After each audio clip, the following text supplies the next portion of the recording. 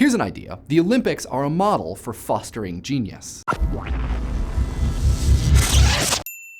Unless you live under a rock, I probably don't have to describe the Olympics to you. And if you do live under a rock, dude, get back underneath that rock. It is weird and scary out here. Every 4 years, the world's most accomplished geniuses get together and engage in what amounts to an epic battle over precious metals. Oh, and of course, the pleasure of saying that they're the world's best female freestyle, whitewater, slalom, javelin toss, shot put.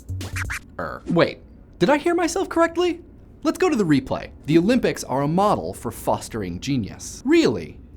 Genius. The word genius usually brings to mind particular, statistically improbable intellectual achievers. People like Albert Einstein, Marie Curie, Mozart, and Simone de Beauvoir. Not people like Michael Phelps, Carrie Strug, Usain Bolt, or Missy Franklin. But for both classical geniuses in the sciences, math, and the arts, and athletic geniuses, not only is their goal the same, pushing the boundary of their field, but their brains tend to exhibit really similar characteristics. A mathematics genius expends very little neural energy on doing simple calculations, and an athletics genius very little on doing simple physical tasks. And each seems capable of entering a kind of fugue state. Not like that one that Walter has in Breaking Bad, a good kind, where a high level of performance is reached with just a minimum of conscious effort. You might know it by its true name, the zone. The brains of both also respond really similarly to practice, physically strengthening and broadening connections in often used neural regions of the thinking place. Frankly, all of this sounds pretty different from our commonly held idea of genius, which is a rare, fleeting talent springing up out of nowhere who, against all odds, selflessly contributes to bettering the world.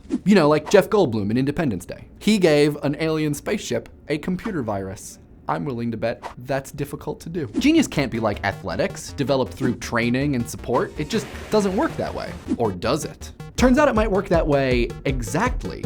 Genius tends to cluster in times and places that encourage its development. Duke University stats professor David Banks points out 3 periods in 3 cities that were powerhouses of genius. 4th century Athens gave us Aristotle, Plato, and Pythagoras. 15th century Florence gave us the Ninja Turtles, and 17th century London gave us Shakespeare, Marlowe, and Bacon. Both the empiricist and the tasty breakfast meat. If there were a Bacon Olympics, London would take home the gold. Professor Banks said that these eras had specific characteristics that encouraged the growth of genius. A perfect balance of peaceful boom times, a cultural emphasis on education, like-minded cohesive social groups, and most importantly, economic support. And while, right now at least, our economy isn't funding the arts, philosophy, or even the sciences as much as it used to, there is a massive economy supporting sports and the Olympics.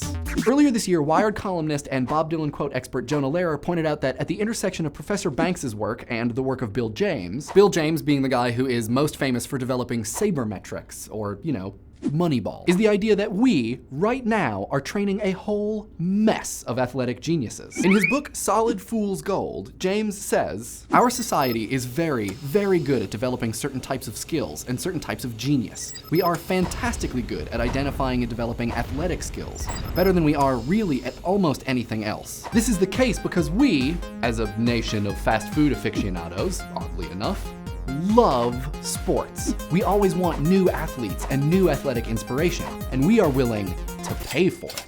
And as a result, we have a plethora of genius-level athletes. We're constantly breaking records that, at the time they were set, seemed insane. Like in 1954, Sir Roger Bannister was the first person to complete a sub-4-minute mile, which is now the standard for male middle-distance runners. The standard. And in gymnastics, we went from this to this.